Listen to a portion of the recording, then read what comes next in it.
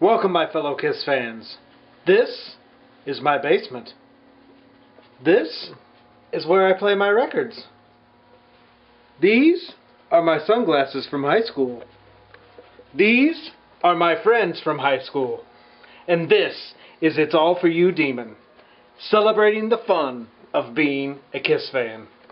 And tonight, episode 2, Devereaux' Laboratory. Thank you for joining us. My name is Rick. This is Dan.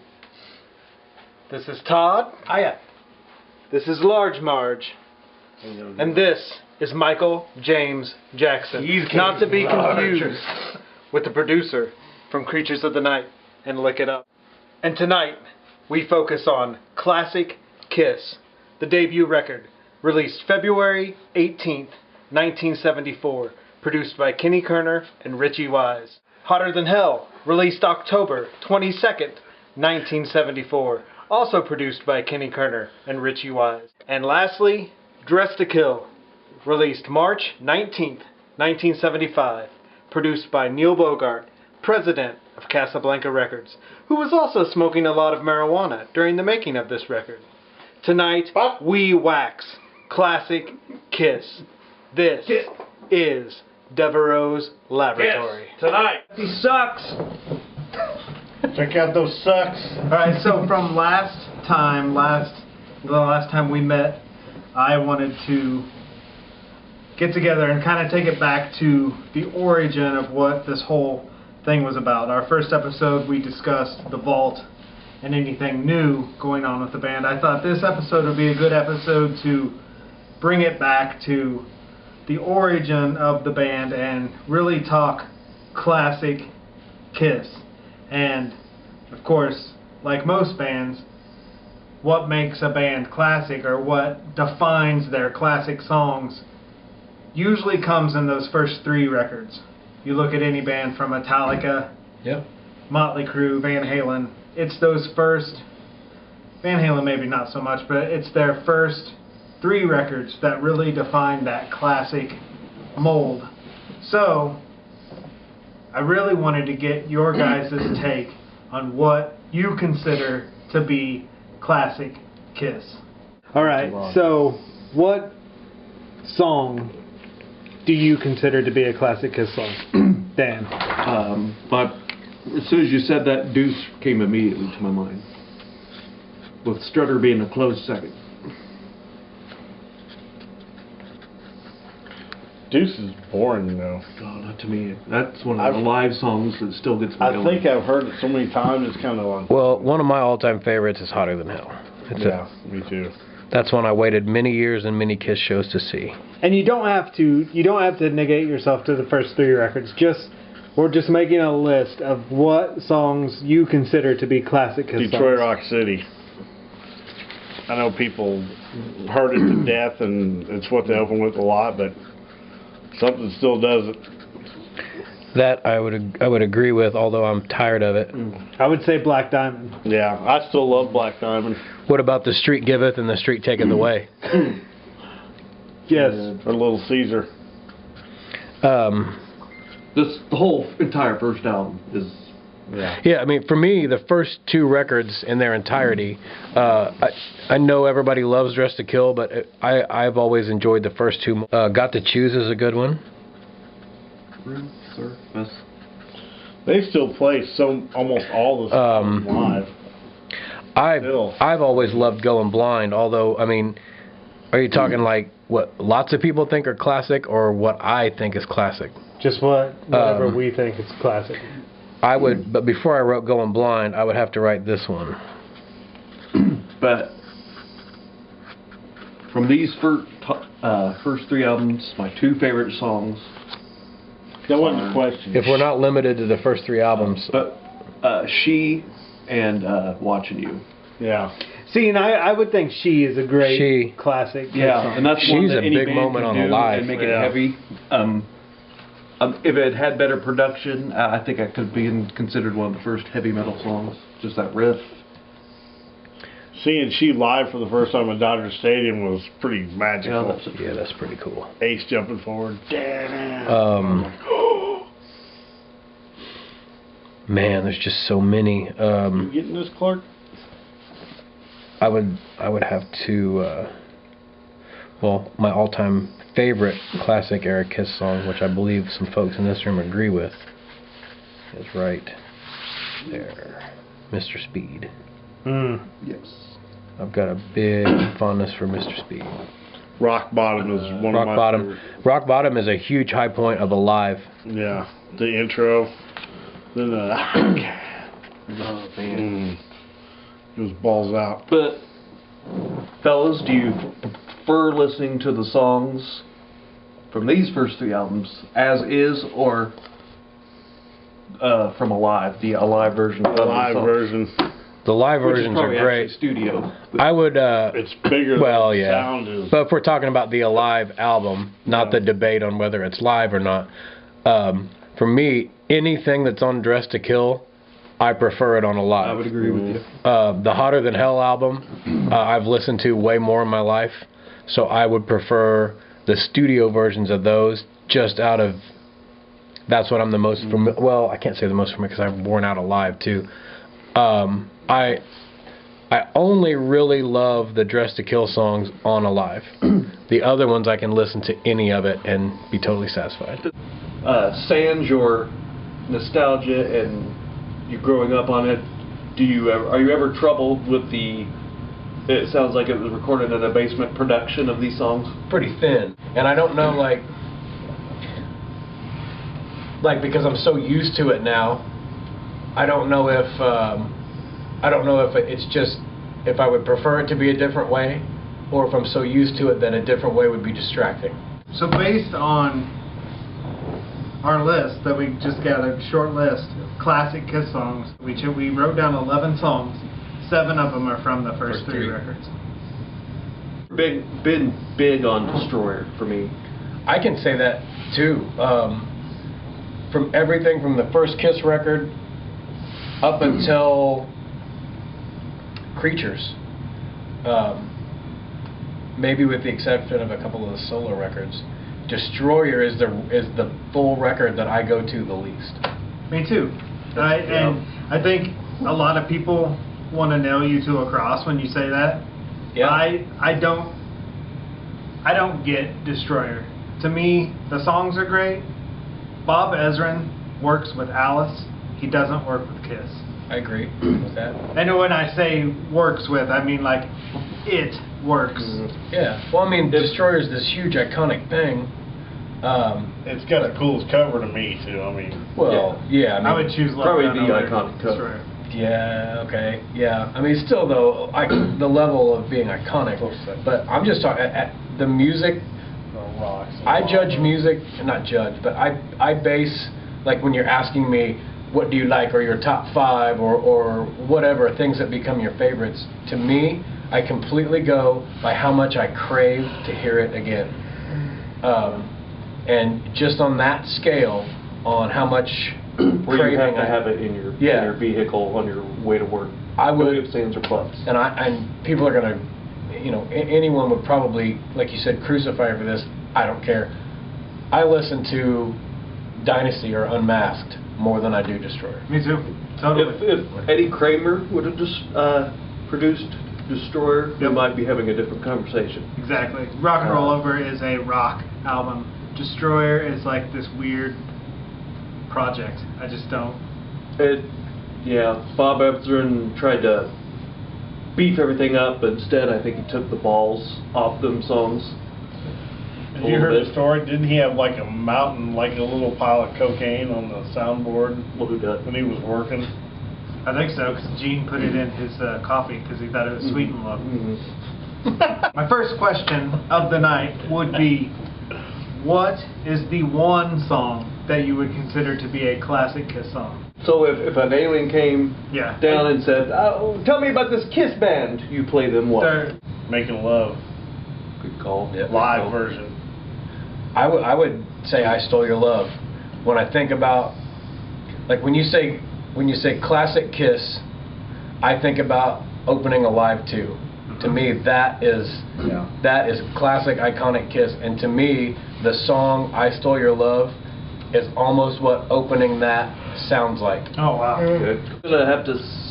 It's not my favorite Kiss song, but I'm gonna stick with Deuce because it makes me think of the lights coming down, that curtain coming down, the explosions. Which of those first 3 records defines Kiss? Out of the first 3, First one. yeah. First one. First one. Going back to that previous point, what Danny said, I could see Deuce defining the era from the first record to Alive, and maybe I Stole Your Love defining the era from Destroyer to Alive 2, as far as what's classic inside those 2 time frames, to me. And maybe the bookend to that would be I Love It Loud. Ooh. Before Yeah. the non-makeup era Yeah. starts, Sure. which would begin with Have to Be Lit It Up, whether That's you like it or not. It's a very good point. Look It Up's still a good song. I mean, Yeah, it's good. You guys just. I remember looking You forward to guys hearing it on just the radio. really took it to a different level with that whole analogy. Dan's smart. So, which of the first 3 records would you use to introduce somebody not familiar with Kiss to Kiss? the first one. I have to agree too. It's chock full! Chock full! You gotta start off with the egg before you get the chicken. If you're defining that as someone who never heard of or like completely new to it, it would have to be that one, although it's not my favorite of the Right. first 3. You'd start them off this, and if they like it, then you go, oh, well, then now you need to hear this. Of the first 3, I would actually use Hotter Than Hell because it's Star meteor. Wars The Jedi. Because it cusses. It's to me it's meteor and it has more hooks. than the I first agree record. there 100%. Side note, when I would look at Kiss albums that I couldn't have at Kmart or Woolco or Woolworths, I would look at all of them, Music fascinated. When I would look at Hotter Than Hell, I would, because I had to make sure my mom wasn't coming around the corner. Not so much because there was a boob on the back, but just from the title alone. The first This one confused the hell out of The me. first 2 records. Hotter Than Hell did? Oh yeah, because of the Japanese writing, and this is more than anything, Gene Spitting Blood. This was the one that convinced me maybe they are straight from hell. The very first place I ever saw them in person was at, I really wish I could remember the name. I think it was at Peaches, where we got the tickets for the concert. I specifically remember my parents in line to buy the concert tickets. It was at night in the record store that I think was Peaches, and I went to look at the Kiss records, and the first 2 were there. That was the first place I ever saw them in person, and Get that feeling in your gut. I got to take them home. This is one of the happiest nights of my first like 10 years, and I still remember when we got them home. I set them where I could look at them, like they were leaning against the coffee table or like this end table that we had, and I set them side by side. And I still remember as I went to bed that night, I set them there and I turned around and I had to just look at them like a little bit longer before I went to bed, and I left them sitting that way. I still think Hotter Than Hell's the worst album cover Oh really? I like it. of the entire catalog. Yes and no, but man, it just reeks of danger. I agree. Yeah. It was a little. I think it would have been cooler as a black album cover with just that photo, no words, or maybe just Hotter Than Hell and just that. Side note, on looking at albums back in the stores back in the day, I just remember always just to get to see these albums, you just had to go through tons of solo albums, and I just thought, wow, these solo albums must be in high demand. Now I know why there were so many solo albums. Yeah. And I had no idea about album cutouts and music business. Man, that's crazy. Yeah. Of the first 3 records, which is your favorite album cover and why? Dan. Cover? Oh man, that's a tough one. That is a tough question. Glad you're first. That's why we asked the tough questions here. This one's pretty damn cool. Why is that? Because it's different. It's a real live setting of a place you can go. And I don't know, man. And just the New Yorkness of it. pretty cool. My choice would be the first record. I think I would have picked that had it not been for this makeup. I can look past the makeup. I just think this is the classic Kiss photo. The four faces and the fact that the logo's in rhinestone is so cool to me. Reminds me of the lighted sign, and to me, this, you ask, what is Kiss? It's this. Of the first three records, Dress to Kill? Dress to Kill. Why? Because it's the mafia thing. Exactly what it says. There's something. I've never looked at it that way. And that's why I like it. Dress to Kill. I mean, it's a gangster thing. Exactly. That's why I like it. I've never looked at it as a gangster thing. Which Peter would have loved. Yeah. Being from Brooklyn, a lot of that was right there in the middle of that shit. I mean, very good, Mike Jackson. Yeah. My guy. Look at the green on brick. By a hair, have to go with the first one. Oh, come on! You know why? I've always been really drawn to that. I don't know, maybe it was because of it being so hard to find early on or something. I don't know, but I think the only word on it's Kiss. That's how records used to be, like, in our lifetime, and probably a little before, but especially like in the 70s when the band thing. The debut album traditionally had no title other than the band's name. Van Halen? Yeah, I mean... was that Black Sabbath? Yeah, I mean, it was the band's name and the cover, and that was supposed to designate who these people are and how their statement. And almost like their name, like people can come up with a title name. Yeah, the name was the brand. Yeah, and well, then maybe you're right, because this would have been the album where, because this comes out in 74, that's, Eagles, easy listening, bread is everywhere, and then you see this. This would be, holy crap, what is this about? Yeah. So, I know you weren't here for the first podcast, but we like to end every episode with what we call the shakedown period from Phantom of the Park. They're just blaming me for everything. Of course things malfunction. Every new piece of equipment has a shakedown period. That's to find the bugs. It's just one final question, and that question is, of the first three records, which is the best and why? Dan. First, well, like they say, you have your entire life to write your first album, and then you got about 2 months to write your second. So, for a lot of bands, the first album will always be the best. This isn't their best album of all their albums, I don't think. But as a start to finish, I'm going to have to go with this one. It's chock full of songs that they will have to play until they call it quits. I do have to agree with Dan, and very simply put, Kiss is all image, it's all theatrics, but this album proves if you don't have the songs, you don't have anything. And the songs on this record are timeless. Like you said, they play most of their set list is songs from this record. One little side note I find fascinating. Everyone thinks Gene Simmons, they think Deuce. Everyone thinks Kiss playing live, they think Deuce. Deuce wasn't played from 1976 to 1988. Yeah, that's right. That's crazy. Yeah, that's very true. Good From point. 1976 to 88. They played Deuce on the Destroyer tour, didn't they? That's what you said. That's 76. So starting rocking all over. Okay. But that's crazy. If you think about it, how big that song is, that's a huge chunk of years. Deuce wasn't played on Creatures tour? Or well, freaking never even caught that. I don't think. Isn't that wild? I don't think they did Strutter, if I remember right. I haven't read the set list forever, but no, that's a good point. Holy crap. So my choice, as well as Dan's, would be the first record. Michael James Jackson. Of the first three records, which is your favorite and why? My favorite, Dress to Kill. Why? I love the cover, that's one thing.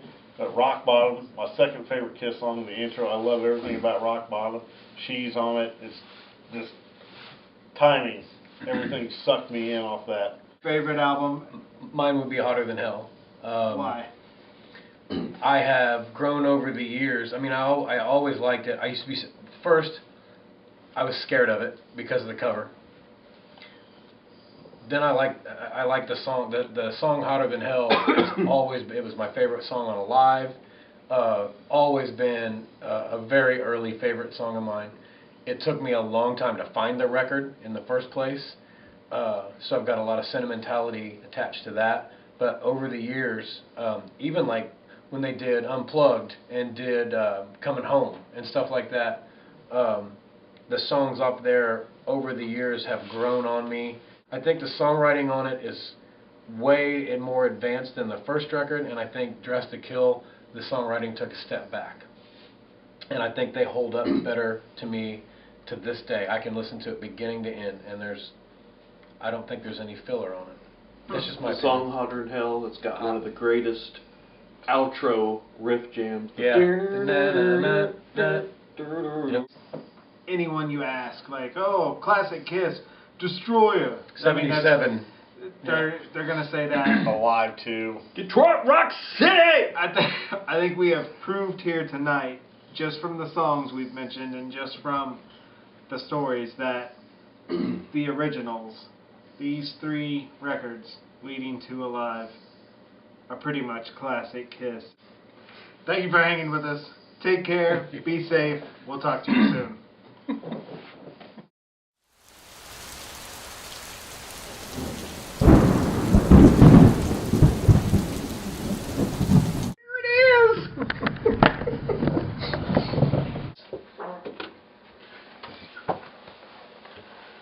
Hotter Than Hell, released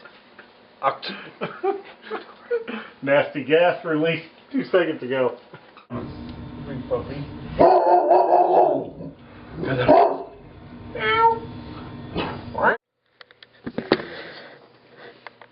Yeah, I want to hear about them all in Got detail.